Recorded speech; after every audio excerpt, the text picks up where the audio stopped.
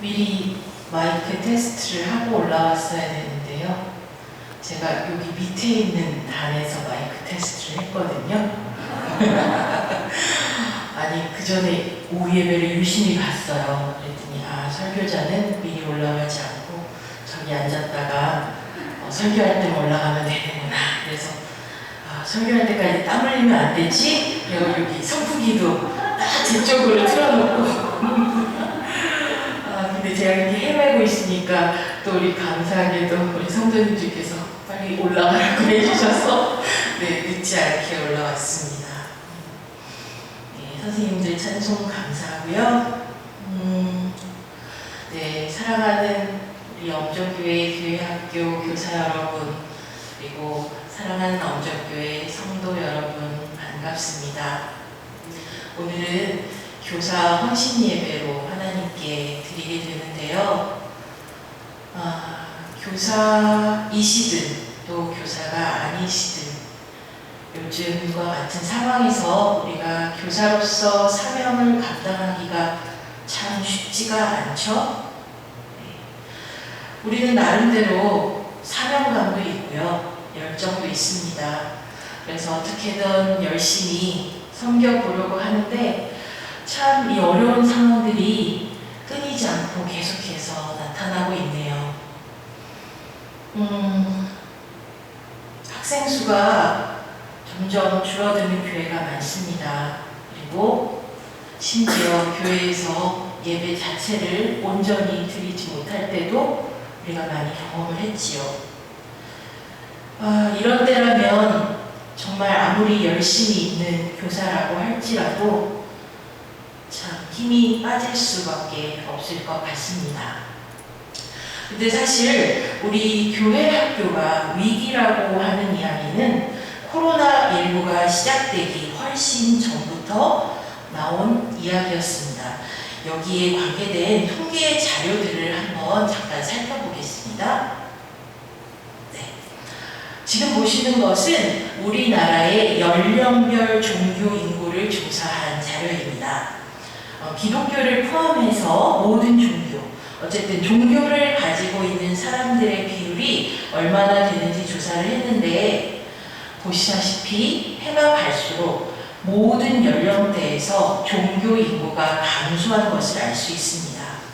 특별히 교회 학교 학생들의 대부분이 속하는 10대와 또 청년부가 속하는 20대를 살펴보면 2005년에서 2015년까지의 10년 사이에 종교 인구가 약 13%가량 감소를 했습니다. 2005년을 살펴보면 10대와 20대에 종교를 가진 사람과 그렇지 않은 사람의 비율이 거의 반반이었어요. 또 10대는 오히려 종교를 가진 사람이 약간 더 많았습니다. 그런데 2015년이 되자 10명 중 6, 7명은 종교를 가지고 있지 않은 것으로 조사되었습니다. 이러한 자료는 우리 사회가 점점 탈종교화되어 가고 있고, 특별히 청소년층에서 그 현상이 두드러지게 나타난다는 사실을 보여주고 있습니다. 또 이러한 탈종교화 현상은 교회 학교의 학생 수가 감소하는데 하나의 원인이 되고 있습니다. 다음 자료를 보겠습니다. 제가 이쪽 화면을 볼 수가 없어서 여러분이 얼마나 숫자를 알아보실 수 있는지 모르겠는데요.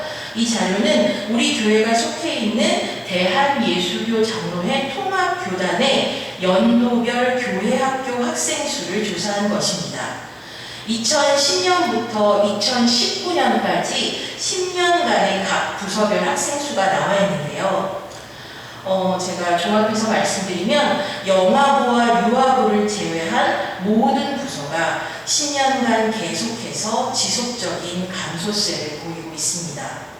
이 중에서 감소 인원이 가장 많았던 부서는 중고등부인데 2010년에는 18만 8,304명이었던 것이 2019년에는 11만 5,025명으로 7만 3,279명이 감소했습니다. 감소 폭이, 비율이 가장 높은 부서도 중고등부로 나타났는데요. 10년간 약 39%의 학생이 감소했습니다. 2010년부터 2019년까지 10년간 영아부와 유아부를 제외하고 유치부부터 중고등부까지 합계를 해보았더니 총 17만 8,767명의 교회학교 학생이 교회를 떠났습니다. 그렇다면 앞으로의 상황은 어떻게 전개될까요? 다음 자료를 보겠습니다. 이 자료는 코로나19가 유행하기 이전에 작성된 자료인데요. 그동안의 감소세를 기준으로 해서 2021년까지의 교회 학교 학생 수를 한번 예측해 본 것입니다. 이 자료에 따르면 1994년부터 2021년까지 교회 학교 학생 수는 65만 4,417명에서 33만 9,482명으로 감소할 것으로 예측했습니다. 그러니까 교회 학교 학생 수가 27년간 약 절반으로 줄어든다는 뜻입니다. 그럴 것이 이 연구가 시행되던 시점에 지금이 아니고요. 이미 이 연구가 시행되던 과거 시점에 한국 교회의 48%에 달하는 교회에서 이미 교회 학교가 사라진 상태였습니다. 그런데 이것은 어디까지나 코로나19가 시작하기 이전의 연구였고요. 지금 상황은 이보다 더 나쁠 수밖에 없습니다. 코로나19가 한창 유행하고 있는 지금 한국교회의 교회학교 학생들이 과연 얼마나 될지, 또 코로나19가 사라진 다음에 몇 명의 학생들이 교회학교에 남아 있을지는 아무도 장담할 수가 없습니다. 교회학교가 위기라고 하는 데에는 이렇게 숫자적인 면 외에도 또 다른 원인들이 있습니다. 여러분도 잘 아시는 바와 같이 코로나19는 우리 신앙생활에 너무나 큰 변화들을 초래했습니다. 이제 대면 예배를 드릴 거냐 비대면 예배를 드릴 거냐는 각자의 선택의 문제가 되었습니다. 그러니 신앙 공동체로서의 교회의 토대가 흔들리는 지경에 이르게 된 것입니다. 그러자 교회 안팎에서는 다음과 같은 질문들이 제기되고 있습니다. 도대체 진정한 예배란 무엇입니까? 우리가 신앙생활 하는데 교회가 반드시 필요합니까? 이런 질문들에 대해서 우리는 당연하다고 믿었던 해답들이 있었는데요. 그러나 이제는 그 해답들이 더 이상 설득력이 없어 보입니다. 그렇다면 우리가 어떻게 해야 예수님의 복음, 우리가 믿는 진리에 굳게 서서 또한 이 시대가 받아들일 수 있는 해답을 제시할 수 있을까요? 이런 상황들이 우리들의 마음을 무겁게 합니다. 교사인 우리는 때로는 나의 헌신이 부족하지는 않았는지 자책하기도 하고요. 또 우리 사랑하는 학생들이 이러다가 믿음을 떠나면 어떻게 될까 염려하면서 하루하루 아픈 마음을 붙들고 기도하고 있습니다. 이것이 오늘날 많은 교사들의 모습일 것입니다. 그런데 예수님께서 이 땅에 공생애를 사시던 때에도 유대 사회는 종교적으로 매우 혼란스럽고 또 위기를 겪고 있었습니다. 당시 종교 지도자들은 신앙의 본질을 잃어버리고 겉으로만 하나님을 섬기는 위선에 빠져 있었습니다.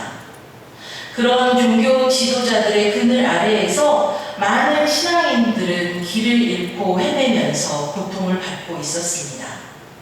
바로 그럴 때 예수님께서 나타나신 것입니다. 당시 예수님의 말씀과 사역은 사람들에게 매우 획기적이고 또 전혀 새로운 것이었습니다. 오늘 본문 말씀에 나오는 예수님과 삭개오의 만남도 그러했습니다. 그 당시 사람들은 예수님과 삭개오의 만남을 전혀 이해하지 못했습니다. 그러나 이 만남의 결과는 실로 놀라웠습니다. 삭개오는 구원을 얻었고 그의 삶은 변화되었습니다. 하나님께서 우리를 교회 학교 교사로 부르신 것도 바로 이것 때문입니다. 우리가 섬기는 학생들이 모두 구원을 얻고 그들의 삶이 변화되기 위해서입니다. 한 기독교 교육학자가 기독교 교사란 누구인지를 정리했는데요. 기독교 교사란 학생들이 자신의 삶의 자리에서 하나님께 대한 신앙의 신념들을 적용하고 실천하는 능동적인 반응과 결단을 할 수 있도록 교사가 동기를 부여하고 또 자극하는 역할을 감당하는 하나님의 부르심을 받은 사명자이다 라고 정리했습니다. 여러분, 하나님께서 우리를 교사로 부르셨고 또 하나님께서 우리에게 사명을 맡기셨습니다. 그러므로 아무리 어렵고 힘든 상황 속에서도 하나님께서는 주신 사명을 감당할 수 있도록 우리를 인도해 주실 것입니다. 오늘 이 시간 성경이 전하는 예수님과 삭개오의 이야기를 통해서 하나님으로부터 오는 힘과 지혜가 저와 여러분에게 충만히 임하기를 간절히 바랍니다. 2000여 년 전 예수님께서 여리고에서 만나셨던 삭개오라는 사람은 어떤 사람이었을까요? 먼저 삭개오는 부족함이 없는 사람이었습니다. 오늘 본문 2절에서 삭개오의 직업을 소개하고 있는데 그는 세리장이었지요. 당시의 세리는요, 지금의 세무 공무원과 같은 그런 직업으로 이해하시면 안 됩니다. 그들은 공개 입찰을 통해서 로마 총독으로부터 세금 징수권을 위임받는 일종의 자영업자들이었습니다. 그들은 입찰에 참가할 때 자신들이 한 해 동안 거둬서 로마에 납부할 수 있는 세금의 액수를 써서 냅니다. 그때 액수를 너무 많이 써내면 만약에 그 세금이 다 안 갚았다 그러면 그 세리가 곤란한 입장에 처해지고요. 또 너무 적게 액수를 써내면 더 높은 액수를 써낸 세리에게 밀려서 입찰에서 떨어지겠죠. 아무튼 그런 과정을 통해서 지역의 세금 징수권을 위임받은 세리는 백성들로부터 자기가 원하는 만큼의 세금을 마음대로 걷어들일 수 있었습니다. 그리고 그 걷어들인 돈에서 로마에게 약속한 금액을 제외하고는 모두 세리의 재산이 되었습니다. 삭개오와 같은 세리장이라고 하면 아마도 지역 전체의 세금 징수권을 위임받은 사람이었을 것입니다. 이런 세리장은 먼저 입찰을 통해 지역의 세금 징수권을 위임받은 후에 다시 그 권한을 여러 세리들에게 나누어 주었습니다. 그리고 그 대가로 일종의 하청 수수료를 받았습니다. 이런 방법 말고도 세리들이 재산을 불리는 방법이 또 있었는데요. 그들은 형편이 어려운 사람이 세금을 제때 내지 못하면 그 사람들 대신 세금을 대납해주고 그 빌려준 돈에 높은 이자를 받는 보리 대금업도 함께 병행하고 있었습니다. 이렇게 이중삼중으로 돈을 벌어들였으니 당시의 세리장들이 얼마나 재산이 많았겠습니까? 이처럼 삭개오는 현실적으로 아무 부족함이 없는 그런 사람이었습니다. 그러나 삭개오는 결핍이 있는 사람이었습니다. 유대인들은 세리들을 매우 멸시했는데요.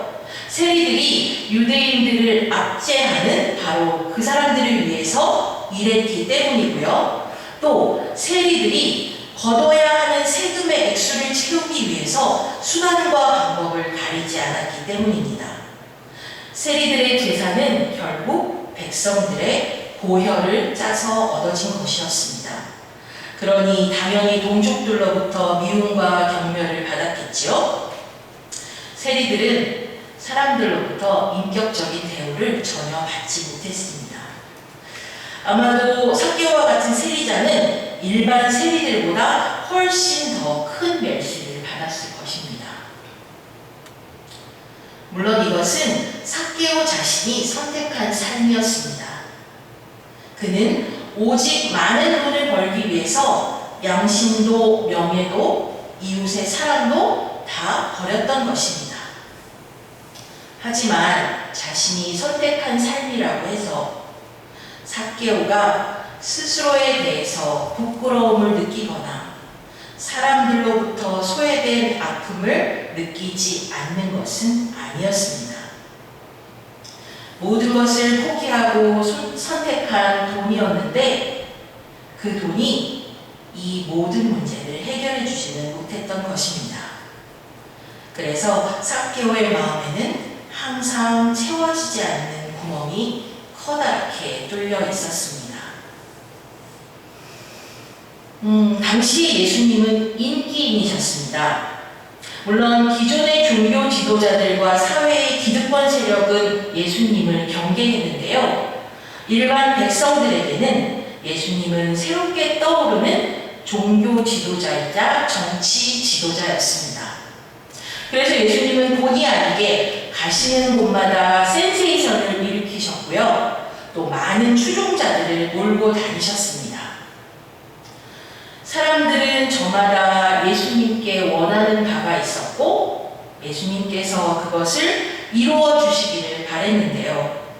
그 중에는 예수님께서 자신들을 압제하는 세력을 전복시키고 그들을 해방시켜 주기를 바라는 사람이 많았습니다. 이렇게 예수님을 따라 이리저리 몰려다니는 군중들이 상당히 많았기 때문에 이들은 기득권 세력의 걱정거리가 되었습니다.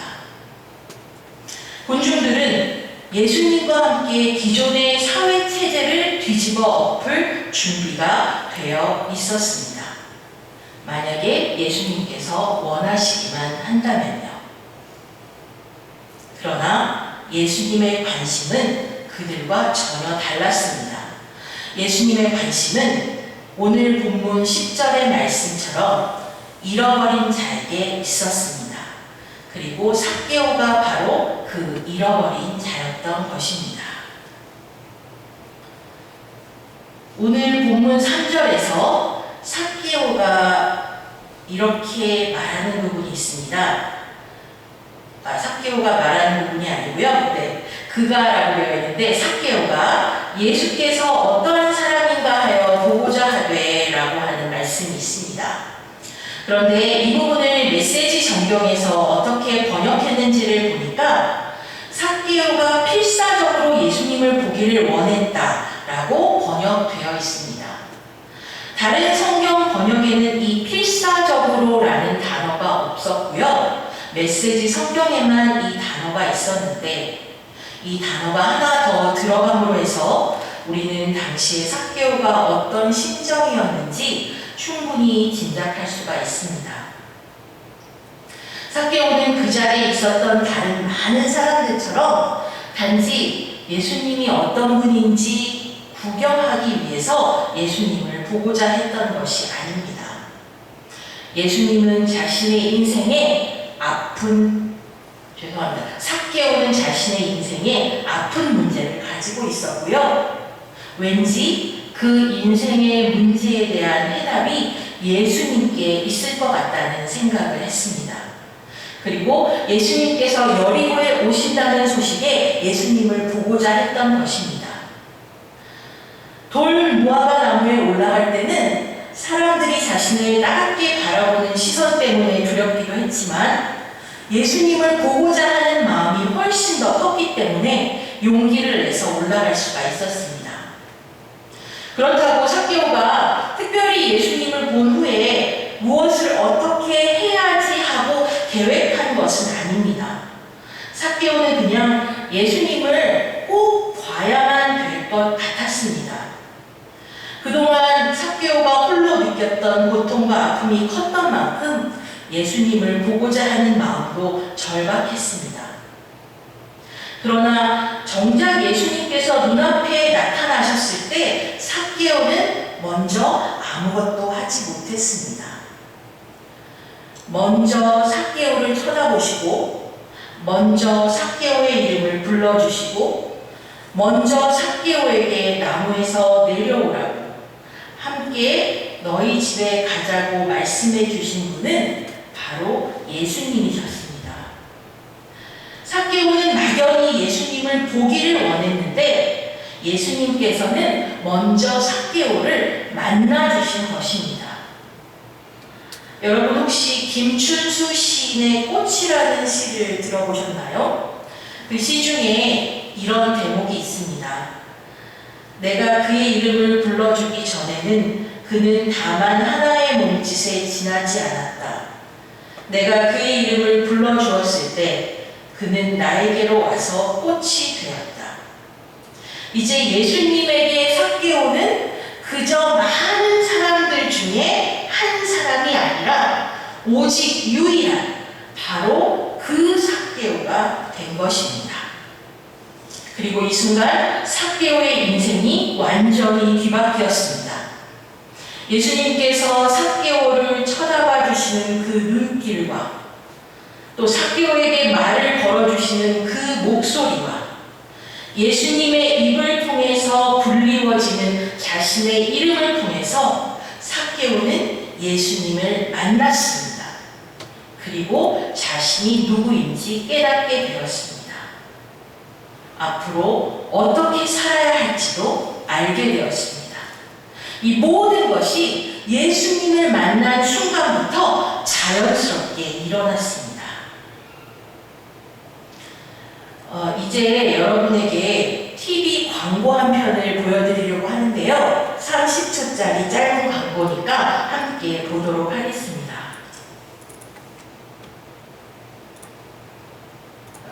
어릴 적부터 말 많기도 수고한 나였는데 언젠가부터 말수가 줄었다. 근데 요즘 다시 말문이 터졌다. 아빠는 어떻게 생각해요? 저요? 좋은 리더가 어떤 사람이냐고? 이렇게 잘 들을 줄 아는 사람.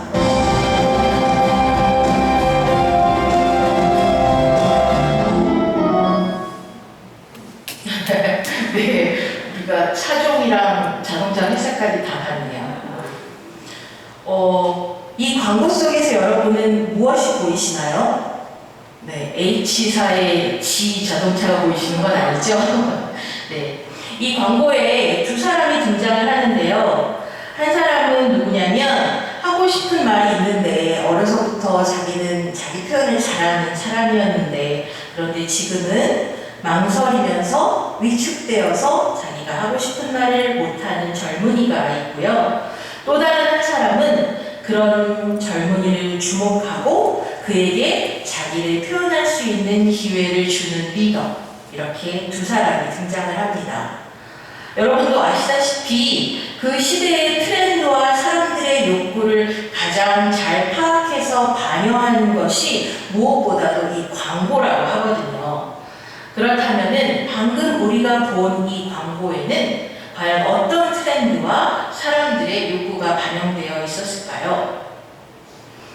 우리가 흔히 요즘 젊은 사람들, 젊은 세대들을 일반적으로 말할 때 물질적으로 풍요롭고 또 자신이 원하는 삶을 당당하게 살아간다고 그렇게 평가하곤 합니다. 왜냐하면 전체적으로 과거 세대에 비해서 요즘 젊은 세대는 부족한 것이 별로 없고 행복한 삶을 누리고 있기 때문입니다. 그런데 그런 젊은 세대 속에도 오늘 이 광고의 젊은이처럼 혼자서 힘들어하고 아파하는 한 사람이 있다는 것입니다. 그들은 누군가가 자기에게 관심을 가지고 먼저 다가와서 말 걸어주기를 기다리고 있습니다. 오늘 예수님께서 우리 교사들에게 주시는 메시지도 동일합니다. 예수님은 우리가 잃어버린 한 사람 한 사람에게 집중하기를 원하십니다. 그들을 만나는데 그들을 한 사람 한 사람을 소중히 여기고 특별히 대하기를 원하십니다. 예수님께서는 삭개오를 만나실 때 그 사람을 그저 많은 군중들 중 하나로 여기지 않으셨습니다. 그 순간 예수님께 삭개오는 오직 하나뿐인 유일한 사람이었습니다. 오늘날의 사회는 물량을 참으로 중요하게 생각하지요. 언제부터인지 교회로 세상의 가치관에 물들어가면서 사람들이 많이 모이는 것을 가장 좋은 것으로 생각하기 시작했습니다. 예수님의 복음이 널리 전파되고 구원받는 백성의 수가 많아지는 것은 물론 옳은 일이지만 그저 숫자가 많다고 해서 변화가 일어나는 것은 아닙니다. 한 사람 한 사람이 삭개오처럼 예수님을 만나야 합니다. 물론 우리는 예수님과 같은 능력이 없습니다. 삭개오가 어디에 있는지, 그의 이름이 무엇인지 우리에게는 알 능력이 없습니다. 그런데 중요한 것은 오늘날 예수님께서 그런 우리를 통해서 삭개오를 만나고자 하신다는 것입니다. 그러니 여러분, 더 이상 아픈 현실에 자책하지 마시고 의기소침하지 마십시오. 그저 예수님께서 우리를 삭개오 앞으로 인도하도록 맡겨주십시오. 그리고 삭개오를 만났을 때 주저하거나 망설이지 말고 입을 열어서 그의 이름을 불러주십시오. 그러면 우리를 통해서 일하시는 예수님께서 여러분이 부르는 그 이름, 그 한 사람 한 사람을 구원하시고 그의 삶을 변화시키실 것입니다. 기도하겠습니다. 하나님, 우리를 이 시대의 교사로 불러주시고 사명 감당할 수 있는 기회를 주시니 감사합니다. 우리에게도 삭개오처럼 예수님을 처음 만났던 순간이 있었음을 고백합니다. 그런데 어느덧 그 만남의 간격이 식어지고 우리의 신앙도 우리의 사역도 습관적이고 의무적인 것이 되었음을 회개합니다. 주님, 교사된 우리가 먼저 예수님과의 만남의 기쁨을 회복하게 하시고 우리가 섬기는 다음 세대가 예수님을 만날 수 있도록 간절하고 절박하게 기도하게 하시며 주님께서 우리를 그 만남의 통로로 사용하실 수 있도록 온전히 내어드리게 하여 주시옵소서. 예수 그리스도의 이름으로 기도드립니다.